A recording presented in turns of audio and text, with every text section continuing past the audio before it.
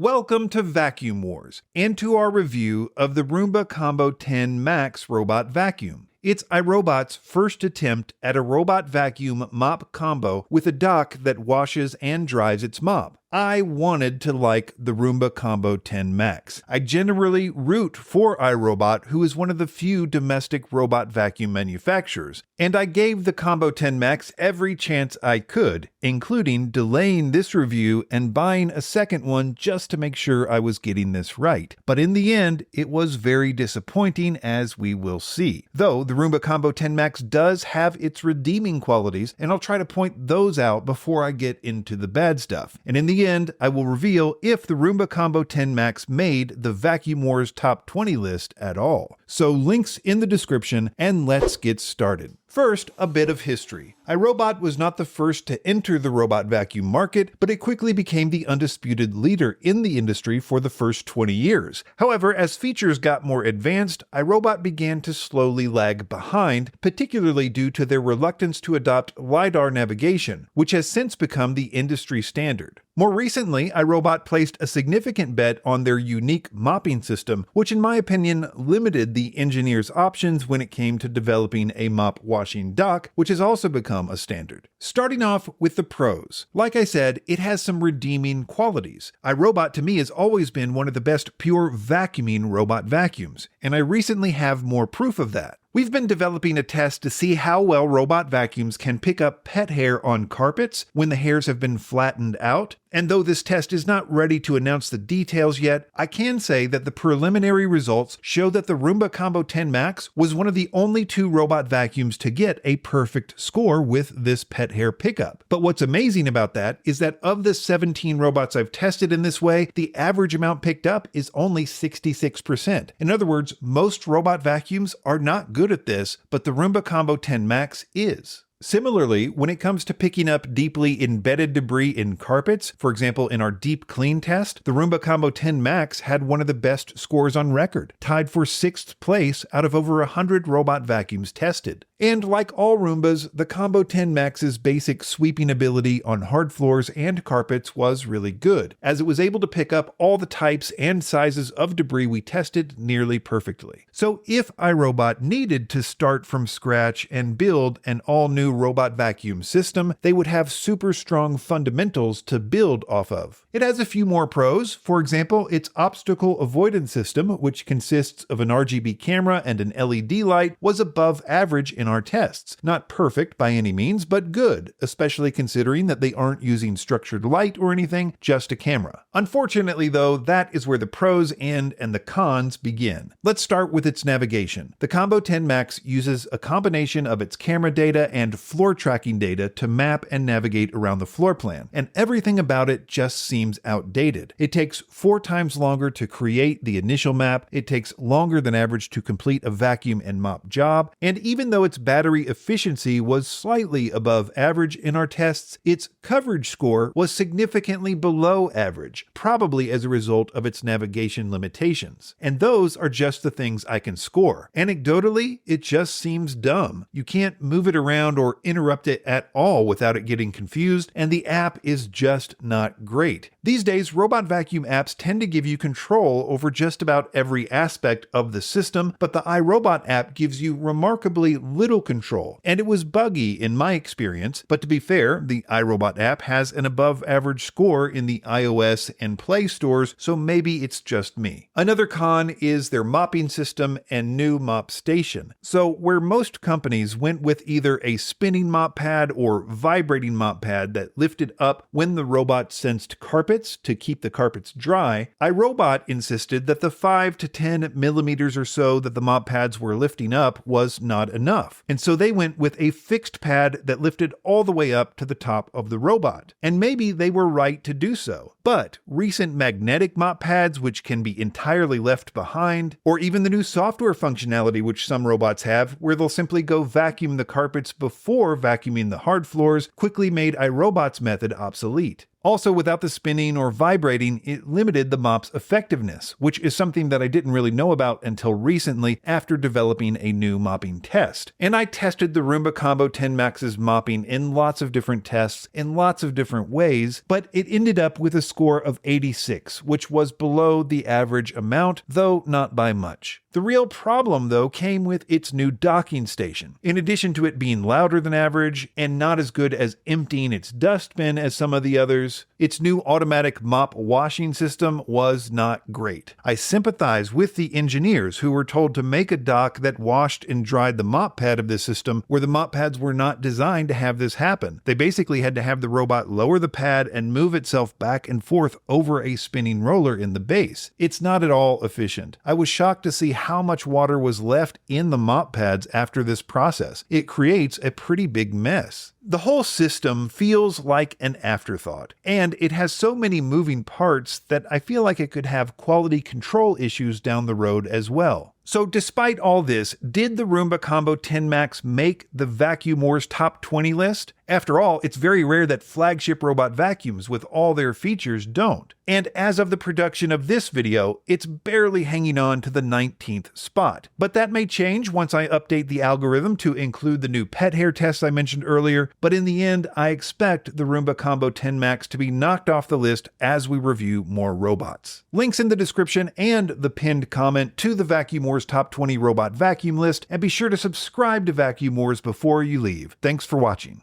All of the links in the description are updated regularly to reflect our current favorite vacuums in multiple categories. You'll also find links to the Vacuum Wars website in the description, where we have more detailed lists of our favorite products, like our new Top 20 Robot Vacuums list, which is updated weekly.